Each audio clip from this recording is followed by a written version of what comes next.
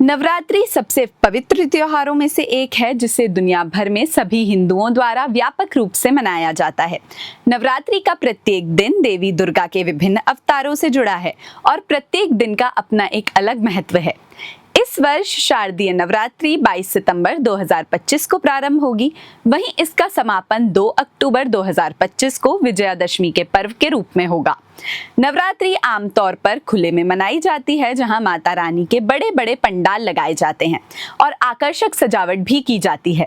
नवरात्रि उत्सव की शुरुआत मानव जाति के आरंभ जितनी ही पुरानी है। ऐसा कहा जाता है कि यह त्योहार बुराई पर अच्छाई की जीत के उपलक्ष्य में मनाया जाता है। उत्सव का प्रारंभ माता रानी की मूर्ति लाकर उसे विधि विधान से स्थापना कर किया जाता है। इसके साथ ही घर में घट या कलश स्थापना भी की जाती है। साथ ही एक दूसरे कलश में जवारे या जौ उगाए जाते हैं। कई लोग अपने घरों में माता का जागरण रखते हैं।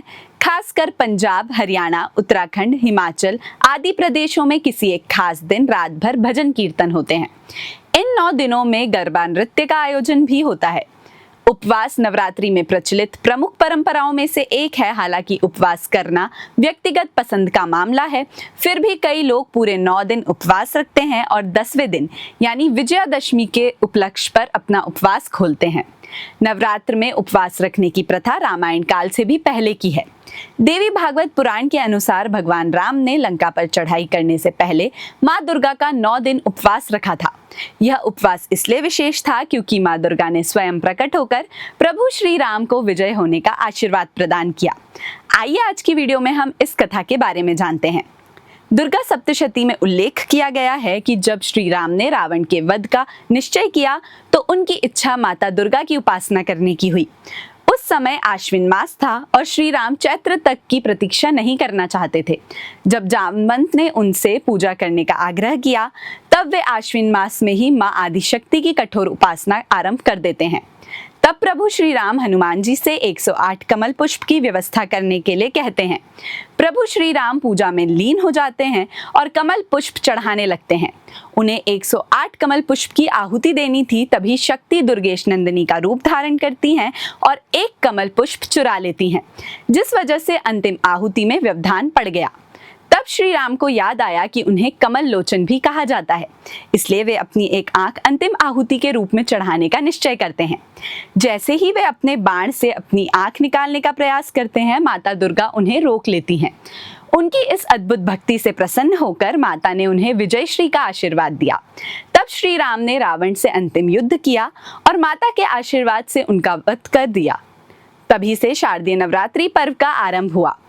यह कथा रामचरितमानस और रामायण के कई संस्करणों में देवी के साथ श्री राम के गहरे संबंध और विजय के लिए माता के आशीर्वाद लेने के संदर्भ में बताई गई है। तो इस प्रकार नवरात्रि का त्योहार न केवल बुराई पर अच्छाई की जीत का प्रतीक है, बल्कि यह सांप्रदायिक सद्भाव को बढ़ावा देने में भी योगदान देता है। इन दिनों माता की उपासना करने के कई तरीके होते हैं, जिसमें धार्मिक और सांस्कृतिक पहलू विद्यमान हैं। इस तरह नवरात्रि का पर्व भारत की समृद्ध संस्कृति विरासत का जश्न मनाने में योगदान देता है। सनातन मान्यताओं में मां दुर्गा को शक्ति का दर्जा दिया जाता है और उन्हें पार्वती, शक्ति, उमा, गौरी, कात्यायनी और कई नामों से जाना जाता है। ऐसी मान्यता है कि सर्वोच्च देवत्व की स्त्री ऊर्जा 3 रूपों में प्रकट होती है, अर्थात दुर्गा, लक्ष्मी और सरस्वती, जो शक्ति, धन और ज्ञान का अवतार हैं। नवरात्र में देवी के रूपों की असंख्य तरीकों से स्तुति और पूजा की जाती है। हम प्रार्थना करते हैं कि इस नवरात्रि आप और आपके परिवार पर माता की कृपा बनी रहे। अगर आप ऐसी ही और जानकारियां पाना चाहते हैं तो हमारे चैनल को सब्सक्राइब करना ना भूलें। धन्यवाद।